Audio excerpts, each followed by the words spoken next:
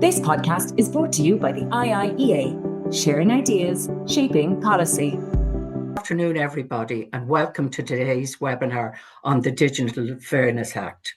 My name is Joyce O'Connor, and I chair the digital group here at the IIEA. And it's my great pleasure to welcome you all to this timely discussion on one of the most important and indeed fast evolving areas of digital policy in Europe. Our keynote speaker is Isabelle Perignon, Director for Consumer Affairs in the European Commission. Isabelle, we're so pleased to have you make the presentation today. And I know you've a very, very busy day, so really appreciate you being with us. And thank you very much for that.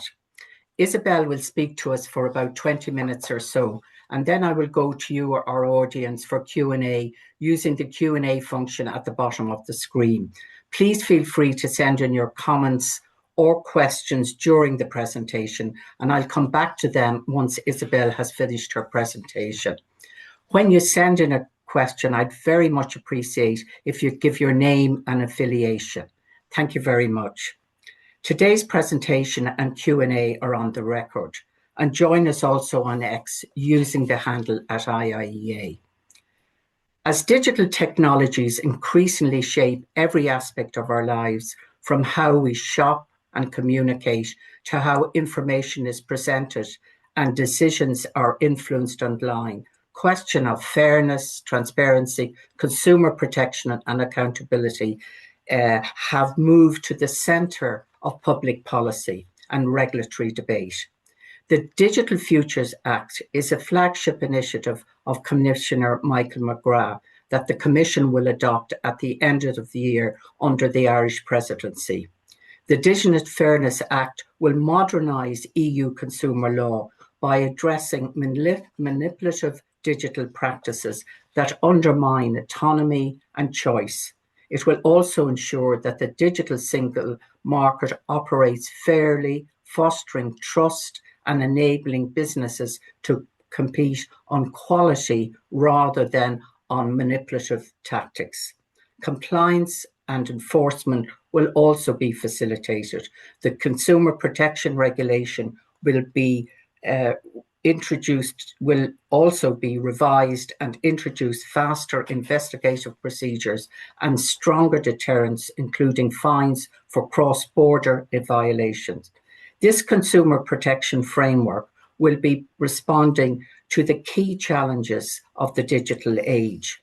It will also reflect the broader EU approach to digital regulation and how Europe can balance innovation and competitiveness with the protection of fundamental rights and consumer interests in the digital age. I'm really pleased to welcome you again, Isabelle Perignon. From her bio, you will see that Isabelle has played an influential role in shaping European approaches to digital governance and has the experience of working at the intersection of innovation, regulation, consumer rights, and digital economy. Her insights are especially valuable at a time when policymakers, regulators, industry leaders, and civil society are addressing the challenges and how best to build trust, protect consumers, and foster innovation in an increasingly complex digital environment. I now have great pleasure of inviting Isabelle to make her presentation. Over to you, Isabelle, and thank you. Thank you very much, Mrs. Chair, and good afternoon to all of you. Thank you very much again for your invitation to present indeed this flagship that is the flagship of Commissioner McGrath and that we intend to adopt at the end of this year. So the famous Digital Fairness Act. Since November 2025, the European Commission has a new comprehensive blueprint for consumer policy, and that is the 2030 Consumer Agenda. At its heart lie two closely connected principles. First, competitiveness and consumer policy are not in tension, but they are really mutually reinforcing. Consumers are the largest economic actors in the single market, with the purchases accounting for around 51% of the EU GDP. Their preferences and choices actively shape the direction of our economy in Europe. However, in a healthy and fair competitive market, consumers should benefit from a wide range of products and services offered at the best possible conditions. Their choices should be guided by factors such as price, quality, and product characteristics, and should not be influenced by manipulative or distortive market practices. Second, consumer policy plays a crucial stabilizing role, particularly in times of uncertainty. Citizens feel more confident when they know that businesses operate within a clear and reliable framework of rules and that effective remedies are available when their rights are not respected. Consumer protection is really close to people's everyday lives, to you as consumers. It's an area where everyone has direct experience and can clearly perceive its concrete value. So it's really a powerful instrument for promoting fairness in all commercial practices, being online or being offline. The 2030 Consumer Agenda is structured around a set of key priorities that reflect really the evolving challenges of the single market. It focuses in particular on strengthening enforcement, enhancing online consumer protection and digital fairness, promoting sustainable consumption, addressing remaining barriers for consumers across the single market, and improving governance through closer cooperation with all stakeholders. So across all these areas, there are two overarching priorities guiding this approach. A special attention to the consumers in situation of vulnerability, people who do not know exactly how to use internet, people who have disabilities, minors, and also the need to simplify rules while reducing unnecessary burdens for businesses. We want simplification, we want to reduce the number of overloading legislation. So really together, these measures aim to ensure that the benefits of the single market in Europe are accessible to all while maintaining a fair and inclusive environment. This is also our objective when it comes to the digital single market. Indeed, the technological revolution has profoundly transformed every aspect of our daily lives. 2 decades ago, it was not really easy to order items from the other side of the world or to request a cab while knowing exactly when it would arrive and how much it would cost. Today, every product is within closer reach and every service is faster. However, these benefits do not come for free. So they carry the significant cost of granting access to our data, enabling the rise of hyper-personalized, targeted commercial practices for which we as consumers have been largely unprepared, given the complexities of e-commerce and digital marketing. And today, traders and sellers can know almost everything about consumers. They know their habits, they know their preferences, and even their purchasing power, while users are often left to interact only with interfaces, call centers, or chatbots when they need to engage with someone online.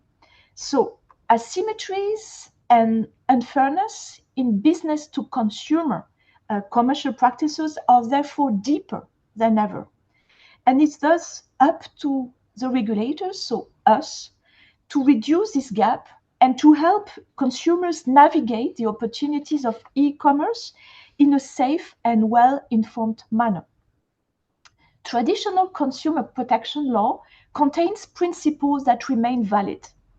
However, even the most effective instruments, such as the Unfair Commercial Practices directive that we have at EU level, which exists for more than 20 years, and the Consumer Rights Directive that exists for so many years in Europe, are struggling really to address these new practices.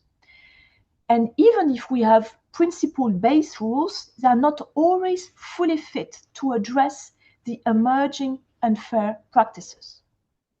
Indeed, specific unfair practices have emerged that are designed to push or strongly steer consumers, including what we call dark patterns, addictive design features, unfair personalization, and influencer marketing.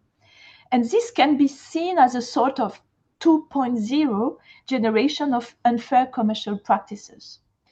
They operate through subtle, sometimes often invisible mechanisms that shape the behavior of the consumers beneath level of conscious awareness, making consumers particularly difficult, for us to recognize or to resist these dark patterns. For instance, dark patterns guide the consumer through a path that appears to be intuitive, but it's in fact carefully designed to steer really our decisions. So certain options are highlighted, easier to select, or pre-selected by default, while others are hidden and that require more steps, or we need to be really, very clear of what this confusing way could be. And for example, when we accept tracking cookies online, that might take, just one click. Sometimes others, takes more time when we want to have and when we refuse these additional cookies, for example. So as a result, the consumer may end up accepting conditions and making purchases or sharing data in a way that we should not entirely, and that doesn't really entirely reflect our genuine preferences. Therefore, among all the possible options and solutions that we carefully analyzing now in the European Commission with my services, it's very important that in the context of the impact assessment that we are preparing on the Digital Fairness Act, that we see a list of very specific measures, like, for example, measures on dark patterns that could be prohibited across the European Union in all circumstances, following the approach that we have already with existing legislation at EU level, such as the Unfair Commercial Practices Directive. So this example, I think, captures well the kind of situation where consumers now routinely face online. So this is important to assess in the same way that we want, what is being done offline is being done online. So the Digital Fairness Act that we're aiming at to present by the end of this year seeks really precisely to ensure that the EU consumer law is fit to respond to these new challenges. And of course, we want to build on extensive studies that we carried out, such as the fitness check report that we adopted in October 2024. And we focus, as I said, on dark patterns, addictive design, unfair personalization, targeting consumers' vulnerabilities, and untransparent marketing by social media influencers. It also seeks, through this Digital Fairness Act, to tackle other commonly reported problems that consumers face online. For example, with dynamic pricing. I'm sure that you have all experienced the difficulty, of trying to get a ticket for your favorite sports event or your favorite concert, and then you are in this endless queue, and then when finally you want to buy the ticket, which was advertised as a price of 100 euro, for example, suddenly you find out that the price is 3 times or even 4 times higher. So these very important and very discriminatory practices, dynamic pricing is really a big concern that we want to address in the Digital Fairness Act.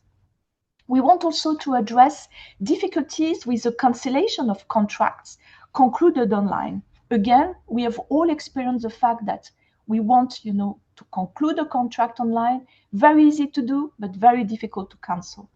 And we want to also find a way to address automatic renewals of subscriptions. You start with a free trial, and then suddenly you find out that it's no longer free, but you are stuck in a long-term contract. And we want really to have this being tackled in the Digital Fairness Act. So the Digital Fairness Act is meant to be a pro-consumer tool, but it's also a very much pro-business initiative. Indeed, we want really to ensure that the business compete fairly on the level playing field on innovation, quality, and customer value, and not only in a fragmented market at the level of the union. Indeed, what we think is that it's important to offer to the companies and to our business in Europe a healthy and fair market, and that the businesses can rely on transparency, that can rely also on allowing well-informed consumers to choose products and services based on the quality rather than on manipulative digital tactics that in fact attract the consumers in a very misleading manner. So in this sense, we try to reduce such practices that may benefit smaller players and more compliant businesses, but we want to help the businesses that comply with the rules in Europe to have, being able to compete on the very equal terms in a very level playing field with other businesses that apply the rules that we have in Europe. And what is, for example, a key is that we avoid the fragmentation at EU level. We have, for example, the case recently of different influencer legislation. So in national level, you have different member states who want now to have different legislation addressing the issue of the influencers who, in fact, tell you what to buy and how to buy. And you see that there's a patchwork of different national systems. We think it's important to regulate at EU level so that we can offer an harmonized framework for the companies. So in this sense, we consider that the Digital Fairness Act needs to increase the legal certainty for businesses, offering them clear rules on the unfair, for example, digital commercial practices, but also offering them clear rules to facilitate the compliance and to facilitate also the enforcement by the national enforcing authorities. We want to avoid the fragmentation. We want to avoid the fact that a company has to deal with 27 different regulatory frameworks, but that we want to help and push for more competitiveness in Europe. So this simplification element is really a dimension that we take very seriously. And Commissioner McGrath held implementation dialogue last year, it was in July, where we invited businesses and companies, and we were seeking together solutions to avoid this fragmentation and also have clearer rules for businesses. So in that perspective, again, we don't want to come with additional rules, but on the contrary, we want to come and fill the gaps that we have identified. We know that we have already several rules applying in Europe. You have the Digital Services Act, the famous DSA. We have the Digital Markets Act, the famous DMA. We have also the AI Act and all the consumer legislation that I was mentioning. And the objective is not to add another layer, but more to see the complementarity, to clarify, to simplify what we can simplify through this Digital Fairness Act. So we want, through this instrument, to strengthen this horizontal safety net that will apply then to all traders, irrespective of the technology or the business model used. And some of the measures we are considering are building on our existing consumer protection rules. For example, again, we can make it clearer for the companies which new kind of dark patterns the authorities want to tackle, because we see new phenomenon. There's always a lot of creativity around dark patterns, and we need to explain clearly to the business what is allowed, what is possible, and what is prohibited. So that's why, in this Digital Fairness Act, we want to have clarity for business, and we want also to pay a particular attention to the protection of minors. Minors, as we heard and seen, is a key concern now in many member states, and also here in Brussels at the European Commission. You know that our president, Ursula von der Leyen, convened a special panel of experts to really address this issue of the safety of the children online and address everything that we were carefully proposing under the Digital Fairness Act. We want to address the issue of the protection of minors through, for example, certain features like the famous loot boxes that you can have in certain video games. We want also to address some features specifically for the children as concerns addictive designs and special personalized practices. So along this Digital Fairness Act, you must have understood that what is key is enforcement. It's nice to have rules, but it's very important to be able to enforce them. And enforcement in Europe is done at a national level, but we want to help these national authorities by having a strengthened system of coordination of the enforcement actions.